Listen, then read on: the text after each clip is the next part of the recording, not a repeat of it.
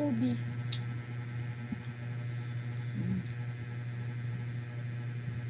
Avocado. Ang sarap ng ubi.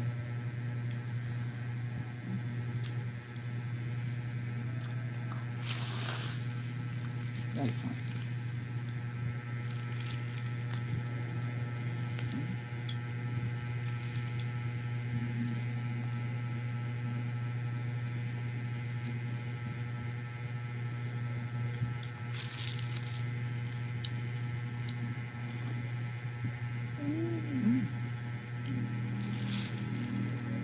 good.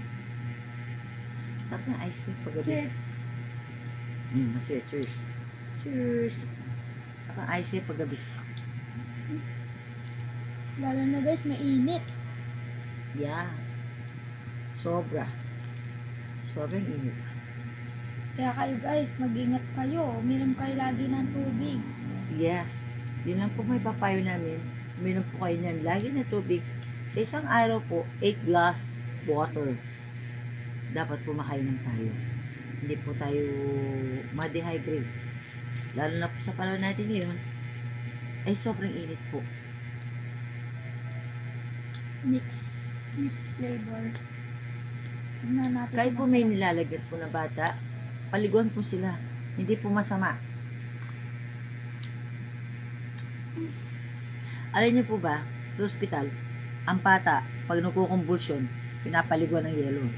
So, dito po, sa atin po, pag lalagnat po yung bata, pinupunasan, di po. Tapos napunasan po natin, paliguan po natin siya ng maligamgam na tubig. Yung warm sa tubig po, para hindi po siya tumaas yung temper ng kanyang lagnat. Ganun po yun.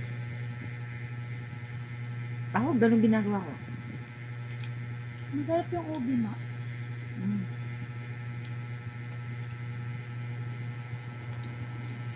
Promise guys, masarap to. Hindi kayo magsisisi. Kaya po, dapat, ang bata pag po, bago pumasok sa school, lalo na po ngayon sa amin na, wala pinapaliguan po. Pagdating, galing ng eskwela, magpahinga, bago kumain, paliguan, para presko. And then, sa gabi, hot bath na lang. Ganun po. Kasi, nakakano din po sa mga bata. Lalo na po kung naglalaro po sila. Guys, Okay guys, ang sarap. Yummy. paalam na po kami. Bukas po ulit. Pasensya na po.